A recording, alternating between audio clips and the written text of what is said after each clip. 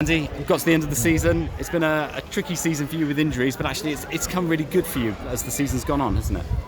Yeah, it was only one injury, just for the record. Yeah, obviously I had a big one in the pre-season, which is frustrating, especially when you come used to full-time medical care and we haven't got that here. I think it took a lot longer than it should have done to get back from the injury, which was frustrating. But yeah, I think I've shown my worth in the second half of the season and score the goals, and frustrating really for the season to end for me, because I just feel like I'm just starting to get going. And yeah, it was a bit of a weird feeling today. Obviously we've got a lot of pride in that dressing room. No one likes losing, and it's not the way you want to sort of celebrate what has been a really good season for us. And I think the gaffer hit the nail on the head from where we were before, where we were at the start of the season with a totally new group.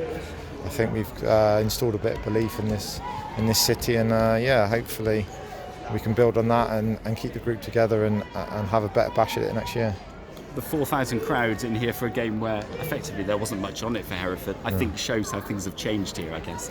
Yeah, I mean, there was a few of us hoping we could win 11-0, but I was too. Yeah, obviously it was a tough ask against a good Boston side. I mean, I didn't play against them away, and the lads said that, you know, they keep the ball in good areas and they were a strong team, and they showed that today. I think they deserve a place in the playoff based on what we've seen there.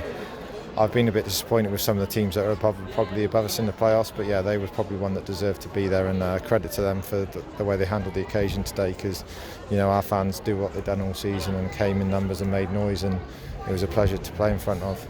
And what do you make of how the club's developed through this season, from, you know, effectively a brand new squad and a brand new management team, to what we've just seen here with, you know, fans on the field at the end of the season celebrating with the players? Yeah, I think they're doing all they can to make it a proper club again. I feel like it had probably come a bit away from that. We've still got a bit of building to do. You know, we're not the next step up. This is probably the trickiest step in the football pyramid. You're going from technically part-time at this level, some teams are full-time, but to the next level up, most teams are full-time. So, you know, it's that tricky transition period for us. We've got to build something that's close enough that we could go both ways, really.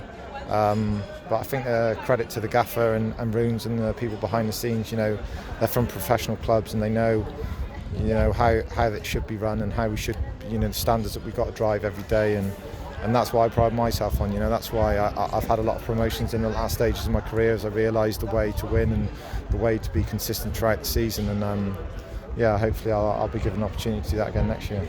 Have you had a word yet with Paul over whether you're here next year, or is that sort of still to be discussed? No, we've started talking. It's not ideal at the moment, but hopefully we can get somewhere that's means I can pay my mortgage. But yeah, we started talking. I'm desperate to play on. You know, I know physically it's not a question for me. People just put too much on the emphasis of age at this sort of level, but every level of football, it's frustrating, really. That's probably why I'm here anyway. But you know, my running stats haven't changed for the last 5-6 years. So I've been monitoring it, and I know that I'm as fit as I've ever been. And I'm as, you know, in any other walk of life where you have 20 years of professional experience, you wouldn't be treated, you know, in a negative way. But it's just the way football goes sometimes. So I understand that. I'm not naive to that fact, but you know, I know what my worth is, and as much as I love this club and want to be here, it's got to be right for everyone. It's been really enjoyable seeing you with your spark back in your games. The season's gone on. It's felt like you've grown in confidence and how the team are playing around you. It's been really good to watch.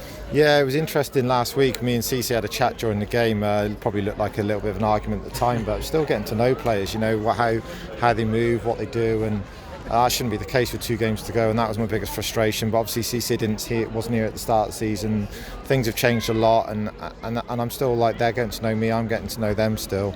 But also for me personally, I was just hitting full fitness, really. You know, without a pre-season, my first probably 5-6 games at least were probably me trying to get up to speed, and then I was in and out the team as well. So it's so tricky to build up momentum when you have an injury like that at this level as well. You know, I was doing a lot of my fitness work at 6 in the morning or 9 at night in between working. So yeah, it's been a massive difference to me, but now I understand the role. I understand working full time and playing part time.